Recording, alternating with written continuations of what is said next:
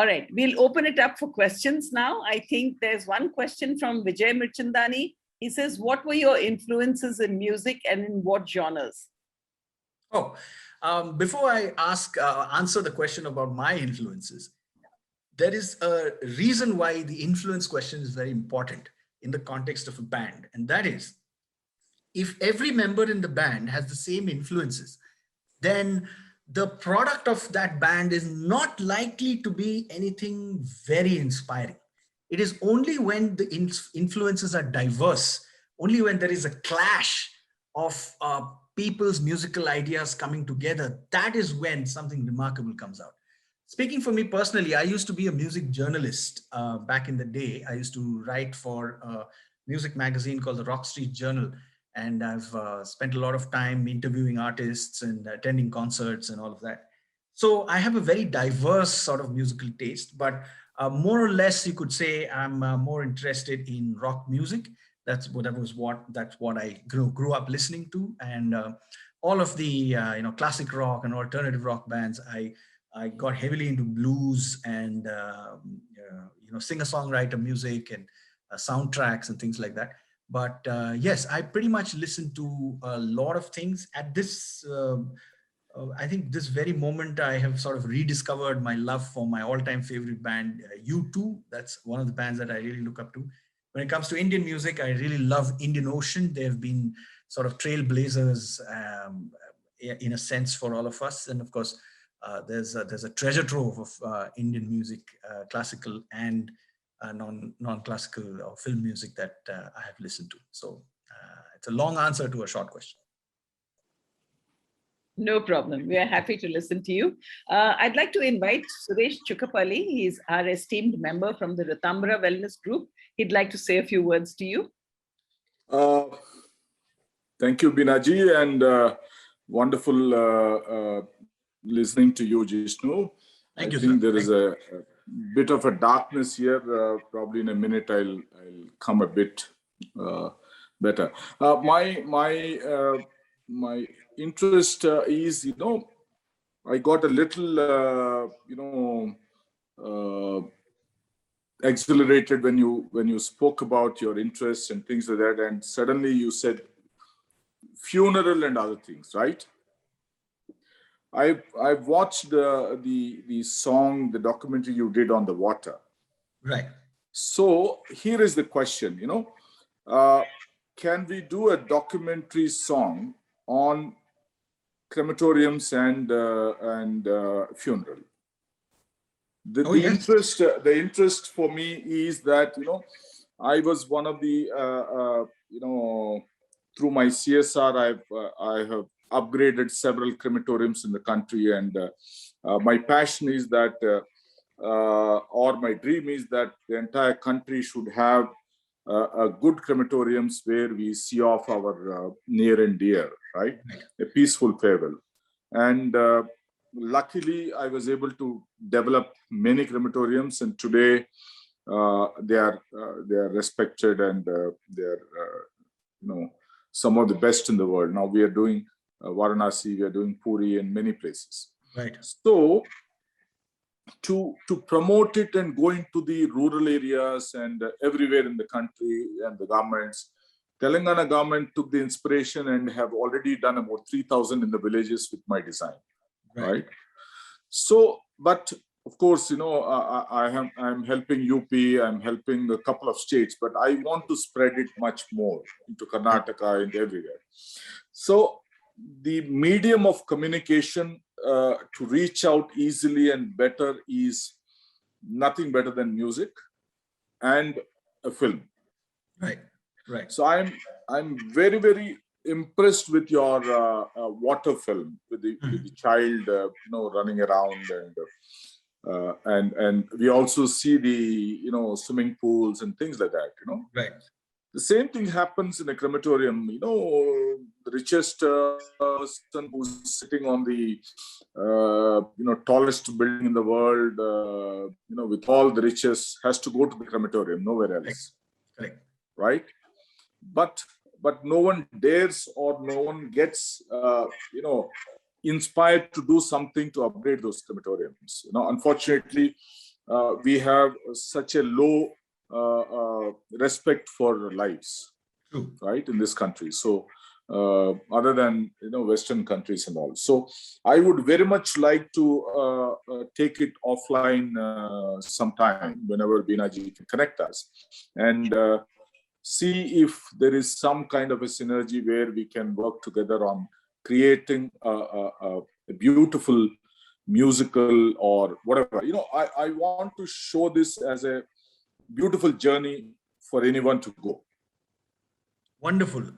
Let me first respond by applauding your efforts in taking up a cause like this. And this is actually the first time that I have, in my years of speaking about music and causes of different kinds, that someone has picked up an issue like this, a concern of this nature. And my hats off to you, sir, and your team for thinking about this and for deeply enough to actually put feet on the ground and to actually make a difference. And I think that, yes, it would be our honor, and I'm quite excited about the prospect of telling the story of the final journey and how that has sort of become more respectable, more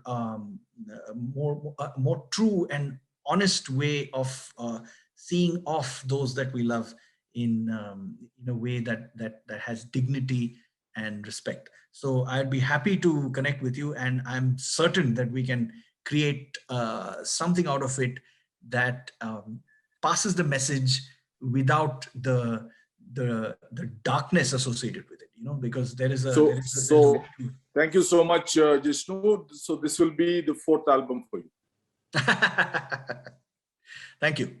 Looking forward. Thank you so much. Thank you so much, Sureshji. And I'll make sure that you two are connected on this. Okay, we'll take a few more audience questions now. Sudakshina Ghosh says, how has music and creation of songs been for you during the pandemic? Tell us the story of your song, Mushkil Mein Jeena. Thank you so much, Sudakshina. Sudakshina is a dear friend and someone who has supported Swaratma's journey in music and my own personal journey as well. So thank you for that question. Mushkil Mein Jeena, our song that Beenaji referred to in the early part of the talk, we were fortunate for it to become one of 2020's best songs as per Apple Music. It's a beautiful example of God walking through the room. It came together in one jam session from beginning to end, whereas there are other songs of ours that take almost years to be completed. So it happened well before the pandemic. And I remember it was hummed with the whole, with a completely different idea in mind. And it came together very beautifully. And we spoke about the idea of remembering to live. Mushkil mein jeena na bhulo, koi geet gaate raho. So I think it really resonated with a lot of people who were going through terrible hardships during this time of crisis that we are still not out of. We were able to bring a lot of momentary joy to people. So that's the story of Mushkil Mein Jeena. As for the pandemic, it's a moving target. There are some good days, there are some bad days, but I think I am able to recall that the reason that I'm in the field of music is to be able to make a difference or make meaning in the lives of people through whom we touch with music, the lives of those who we touch.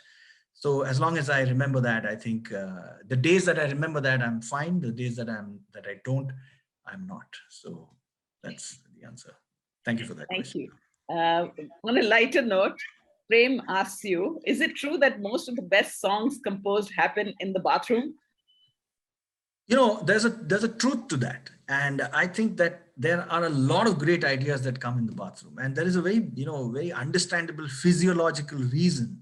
That is one of the places where you are likely to be most relaxed. And when your active connections in the brain are not, fueled by a deadline or something to do or somewhere to be, that's possibly when you're able to link previously unlinked thoughts and ideas. And essentially that's what creativity is. So yes, it's very true, Premji, that, so the next time you're going to the bathroom, you better have something creative for us when you come back. Thank you. Lloyd D'Souza says that he's a fellow musician, Oh, and wonderful. he loved whatever you did on. He talked about the musical compositions, the impact of emotions, influences, and the importance of resonating with an audience, which can bring about a common voice. He says it was so refreshing to hear your story and the passion. Thank you. Thank you so much, Lloyd. From a fellow musician, that means a lot. Thank you. All right. So we can open it up for a couple more questions. We still have time. If you'd like to unmute and ask your question, we'll be happy to take that. Is there anybody who would like to ask?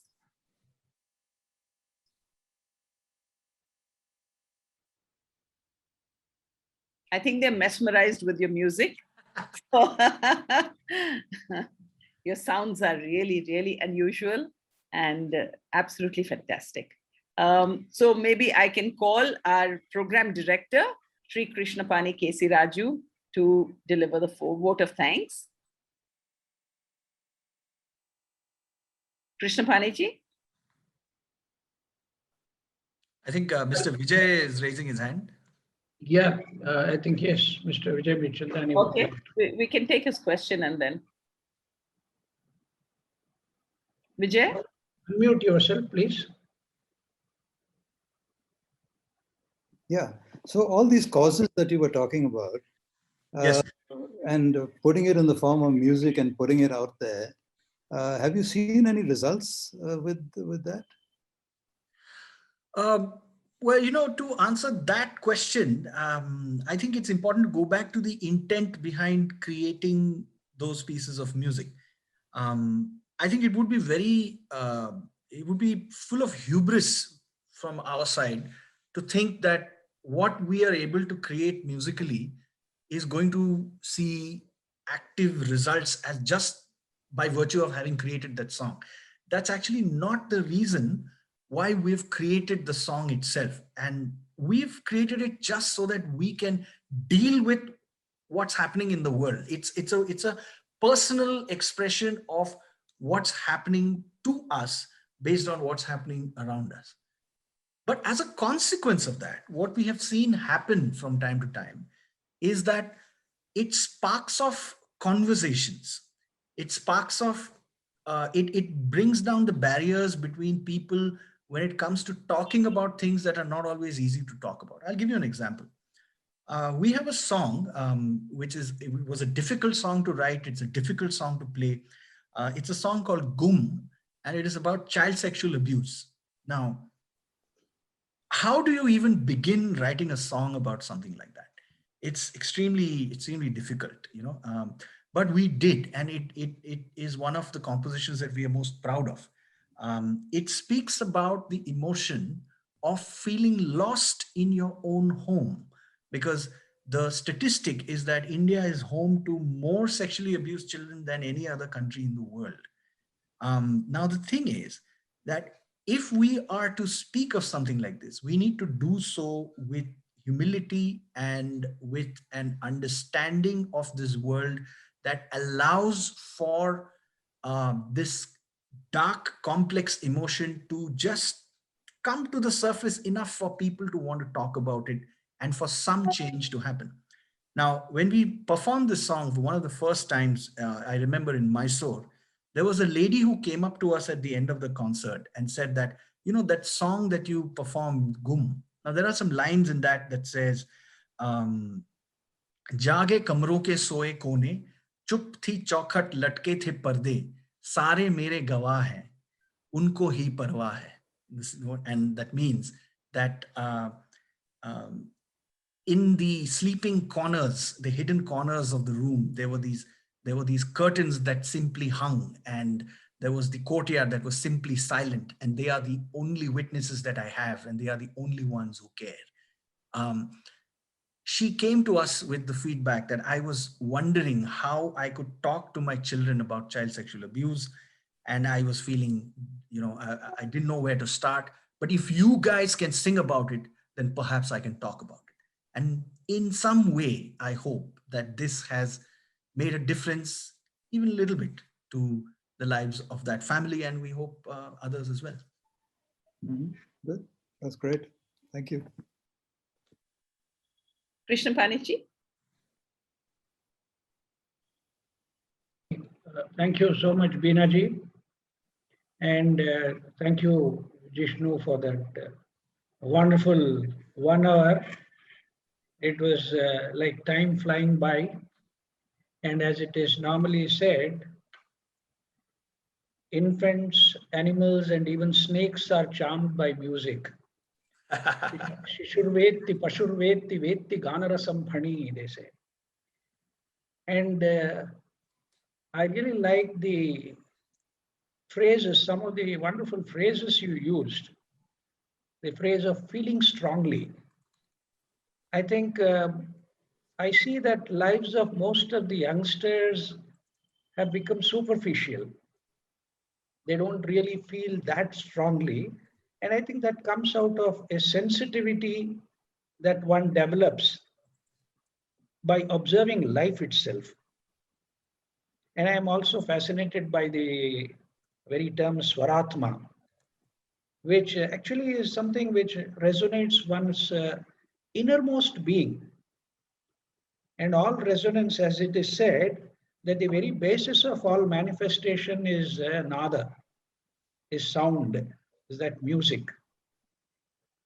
And that's what you have captured so well.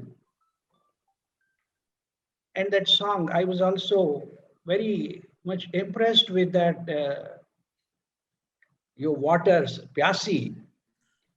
And it's so ironical that we fight for elements which don't belong to anybody. Yes. In fact, the other way around, as you said, we belong to nature. And I think in a way, the pandemic has really shown what belongs to whom. True. That is there. And the flow of creativity which you were talking about, I think comes out of that dual aspect of sensitivity and receptivity. Otherwise, you cannot really sense God walking through the room. True. Without that receptivity, you can't really come to that. And from the ancient Indian perspective, we see that only artists have that ability to live life in all its fullness. In a way, because life captures all the rasas, the emotive expression of one's own essence. That's what rasa actually means, the essence of things. True. Which artists really capture in their fullness. And hats off to you and your wonderful team for all the themes you have developed. And talking about the last point which you mentioned about the impact, I think I would like to just add to what you said, that the impact of music and the lyrics and the song itself is something which is very subtle, very silent and long lasting. You can't really pinpoint and say whether this has impacted now or somebody here or there. That's You true. have let it out into the whole manifestation, the whole environment, the beauty of that music, and it will waft through generations. That's how it is captured. We have seen that happening with great musicians, great songs which are even, sometimes we wonder on TV that children who are 4 or 5 years old singing 60, 70-year-old songs. Right. Which were there in the 1950s. So it resonates through generations, and I'm really fortunate to have witnessed this particular program.